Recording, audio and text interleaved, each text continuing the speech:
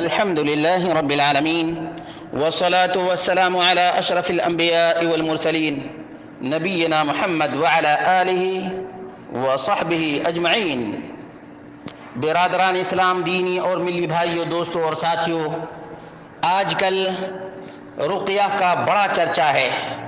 اس سلسلے میں نبی مکرم صلی اللہ علیہ وسلم کا رقیہ کیا تھا، اس کے بارے میں ام المومنین عائشہ رضی اللہ تعالی عنہ کا بیان ہے کہ اللہ کے رسول صلی اللہ علیہ وسلم رقیہ اور دم کیسے کیا کرتے تھے۔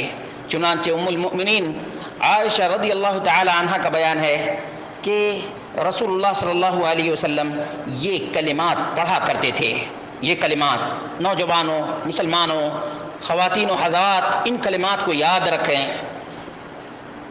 امسح البأس، اللہ رب العالمین تکلیف کو دور کر دے۔ رب الناس، اے لوگوں کے پالنہار۔ بیدک الشفا، اللہ رب العالمین تیرے ہی ہاتھ میں شفا ہے۔ لا کاشف لہ الا انت، اللہ رب العالمین تیرے سوا تکلیف کو دور کرنے والا کوئی بھی نہیں ہے۔ تیرے سوا تکلیف کو دور کرنے والا کوئی بھی نہیں ہے۔ یہ الفاظ دوبارہ آپ دہرانے کی کوشش کیجئے۔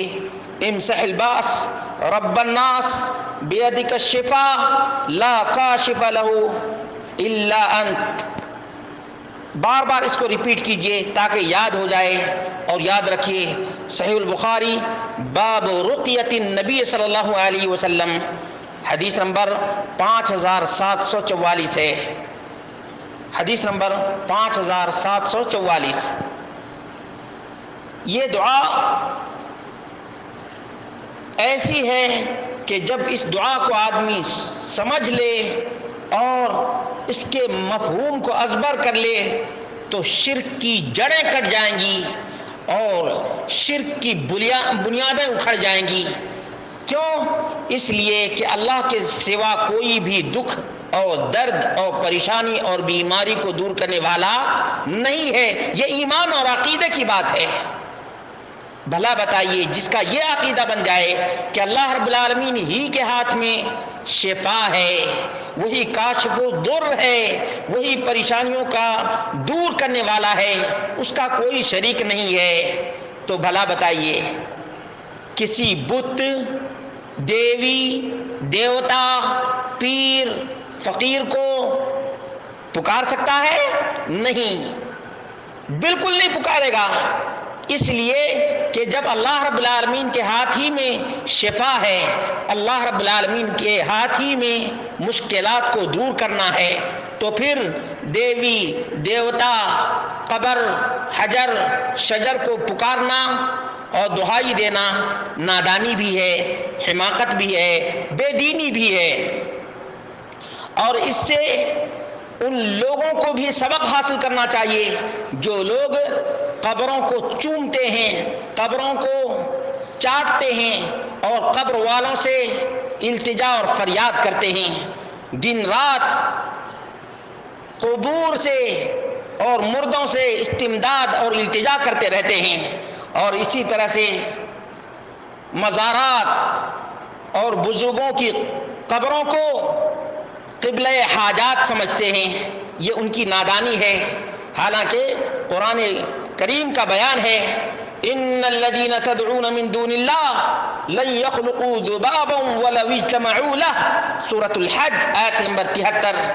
اللہ کے سوا جن جن کو تم پکارتے رہے ہو وہ ایک مکھی بھی پیدا نہیں کر سکتے۔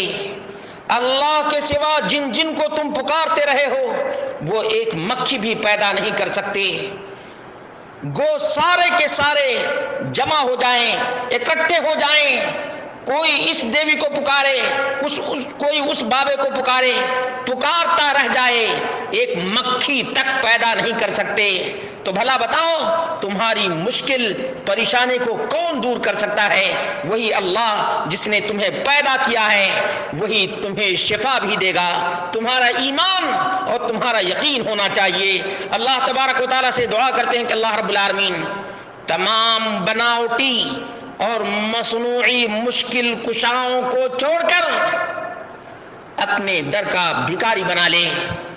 یا ایھا الناس انتم الفقراء الی اللہ، اے دنیا کے لوگوں، عرب و عجم، افریقہ، امریکہ، دنیا کے کونے کونے کے لوگوں، ایک تمام مخلوقات، تمہاری مشکلات کو دور کرنے والا رب کائنات ہے، اسی رب کے بھکاری بن جاؤ، اسی کے در سے مانگو، کیوں اپنے بنائے ہوئے دروں پہ جھکتے ہو؟ اللہ رب العالمین مسلمانوں کو یہ رقیہ یاد کرنے کی توفیق عطا فرمائے، اپنا عقیدہ بھی درست کرنے کی توفیق عطا فرمائے۔